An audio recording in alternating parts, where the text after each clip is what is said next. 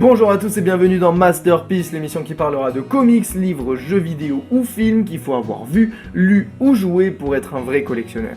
Aujourd'hui, on va parler de Batman White Knight, créé par Sean Murphy et Matt Hollingworth. Tout se passe dans un monde où Batman est allé trop loin.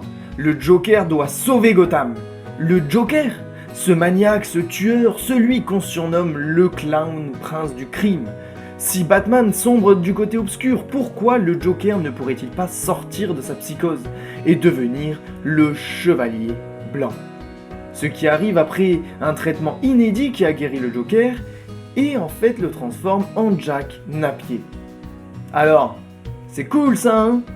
Mais qu'est-ce que c'est que cette histoire? Alors oui, je suis plutôt d'accord avec toi. L'histoire vue comme ça n'a pas vraiment de sens, elle a ni queue ni tête. Et pourtant, on pourrait bien avoir des surprises. Alors, Masterpiece.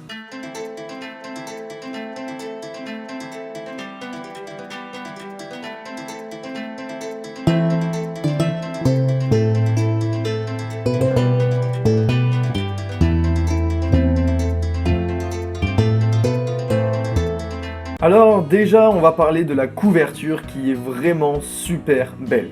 Et en plus, elle nous dit beaucoup de choses. Le Joker est au premier plan, toujours avec un air malicieux. De plus, il a les yeux de différentes couleurs, pour montrer une certaine dualité. Le vert, c'est égal à Joker. Et l'autre, violet, avec comme un signe de chauve-souris. Donc ça veut dire qu'on aura dans ce livre une dualité Joker-Batman, mais Joker-Joker. Bon, c'est juste le synopsis. Mais déjà la couverture nous donne pas mal de choses. Deuxième plan, on voit Batman, qui est totalement attaché, en prison. Comme si le Joker avait gagné. Attends, mais t'es pas en train de spoil là? Eh bien absolument pas mon cher ami, les dessins sont tout aussi cool. Plutôt simplistes, enfin en tout cas sans vraiment de détails, mais ce n'est pas forcément gênant lorsque la qualité de l'histoire suit.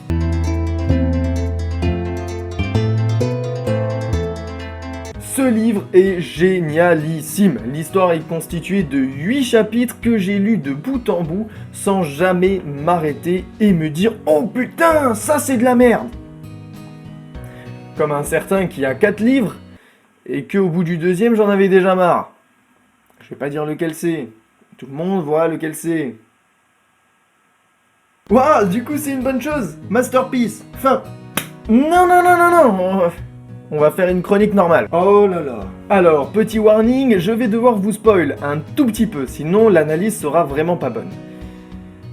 Donc, si vous voulez le lire et garder la surprise, ne continuez pas, et si vous voulez pas le lire et que vous voulez ne pas avoir la surprise et comprendre pourquoi c'est une masterpiece, vous pouvez continuer. Parlons des personnages. Harley Quinn, sans trop vous spoiler, c'est pour moi une des meilleures Harley Quinn. Je parle du fait de faire entrer une deuxième Harley Quinn. C'est comme avoir les deux faces du Joker, mais physiquement. Et ce choix est juste incroyable, parce que cela renforce le fait que Harley Quinn suit le Joker dans son comportement. Les deux se complètent. Dualité Joker-Joker, dualité Harley Quinn. Tout sans ça, il y aurait pas vraiment forcément de méchants dans l'histoire. Du coup, c'est un peu gênant, quoi. Eh bien, c'est là où je leur en veux. Parce que c'est cool de trouver l'idée, encore une fois, que le Joker complète Batman, et en plus d'interférer Harley Quinn comme liaison. Mais le truc, c'est qu'on voit à des milliers de kilomètres. Franchement, son excuse est vraiment pas si ouf que ça, je vais pas vous spoil pour ça, mais... En tout cas, ça a le mérite de montrer toute sa folie, donc on peut dire que c'est du bien. C'est pas fou, mais c'est bien. Bon, tant que le message derrière il est cool, ça va. Sinon, la Harley est calme et juste encore plus attirante. Elle est humaine.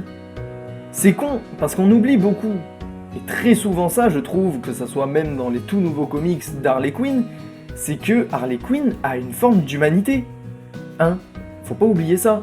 Le Joker, on dirait qu'il est perdu, mais Harley Quinn est bien humaine. Elle est bien sensée. Et ça, on le retrouve là. Et ça, je trouve ça super beau. Ouloulou, il est amoureux! Bon, on va ensuite parler des méchants qui ne sont juste des marionnettes. Waouh. Spoiler dans ta face. En fait, ils sont là en mode fanservice, mais bon, au moins ils sont là, donc on peut pas vraiment cracher dessus. Et puis, on peut pas leur en vouloir quand on voit la bataille finale. Et après, bien évidemment, on va parler de Robin et de Batgirl, qui sont les principaux fléaux de Batman. Bon, déjà parce que Batgirl fait des erreurs qui sont nulles, mais surtout parce que ce sont des personnes qui font douter, les personnes qui sont à la raison incarnée. Je dis ça parce qu'ils ont ce truc de montrer la logique et de faire passer Batman pour le grand méchant. C'est eux-mêmes qui mettent le doute aux spectateurs, genre mon Dieu, Joker est gentil.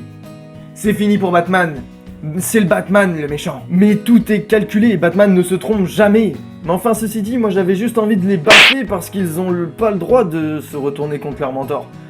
Ils devraient plutôt l'accepter. Allez, au cachot! Mr. Freeze est le personnage le plus touchant dans cette histoire. Il a une histoire croisée avec Batman qui plutôt me touche. C'est le fait de voir que Victor est loin d'être un méchant. Freeze est un ami et un rival de Batman. En fait, il se protège pour juste tenter de garder sa femme Nora en cryogénisation. Maladroitement, certes, mais l'histoire derrière ce personnage est juste complexe, et c'est ce qui la rend encore plus magnifique. Ouais, c'est Mr. Freeze, quoi. Bon, maintenant on va parler du lourd, du très lourd. Batman au pied du mur, j'adore ça. Parce que déjà, ça permet de toujours se dire comment va-t-il s'en sortir. Il est tout seul? Eh bien oui, mais même seul, contre tous, il y a une solution. Mais surtout, il y a de l'espoir et des convictions, des arguments, on peut réussir même si cela doit nous mener par la case du perdant. Là, ici, elle est représentée par la prison. Parfois, il faut savoir s'avouer vaincu pour mieux revenir. Wow, c'est vraiment trop beau! Et enfin, le Joker, a.k.a. Jack Napier. Jack Napier est la partie gentille du Joker. Mais est-ce que réellement c'est juste ça? Jack Napier ici est l'autre partie du Joker qui permet de trouver plein d'arguments contre Batman et permet surtout à toute la population de douter des bienfaits de Batman. Mais ce qui est incroyable, c'est qu'il n'a pas des plans diaboliques, il va juste à la bibliothèque. Ok. Et ce symbole-là est vraiment très fort. La bibliothèque est la connaissance, et la connaissance pourrait bien faire tomber n'importe qui. Ici, on peut voir comme une critique de la société en elle-même. En vérité, pour comprendre le monde, pour manipuler les gens, il faut la connaissance. Et cette connaissance est atteignable par la figure des livres, donc de la bibliothèque. Aujourd'hui, très peu de monde lisent, du coup, tout le monde peut cacher des vérités là où personne s'y intéresserait. N'oublie jamais que le savoir est le pouvoir. Et ça, c'est beau. Ouais.